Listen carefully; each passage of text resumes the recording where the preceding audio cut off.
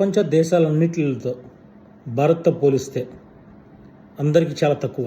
అది ఏంటో తెలుసా? మన యువత, మన ఆస్తి, మన గౌరవం.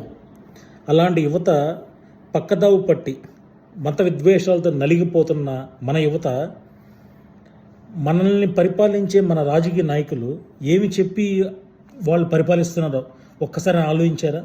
కనీసం మీకు మీరు క్వశ్చన్ చేసుకున్నారా? మనకు జాబులు ఎందుకు రావటం లేదు? మన ఆర్థిక అభివృద్ధి ఎందుకు పెరగట్లేదు?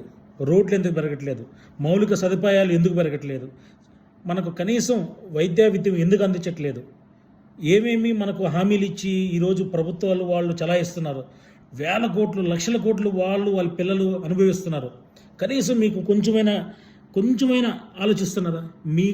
కనీసం మీ గురించి కనీసం మిమ్మల్ని చిన్నప్పటి నుంచి కష్టపడి మిమ్మల్ని పెంచి ఏదో వాళ్ళ కడుపు కోత లేకుండా మిమ్మల్ని మీ కాళ్ళ మీద నిలబెట్టేటట్టు వాళ్ళ తల్లిదండ్రులు ఆలోచిస్తున్నారు కదా, వాళ్ళ కోసం ఆలోచించారా?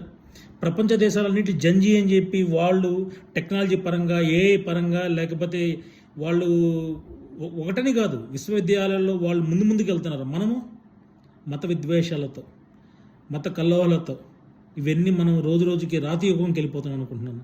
ఒక్కసారి ఆలోచించండి. భారతదేశం ప్రపంచ దేశాలన్నింటిలో చాలా చాలా గొప్పది. అలాంటిది మనం ఎందుకు వెనకాల పడిపోతున్నాం? ఒక్కసారి ఆలోచించండి.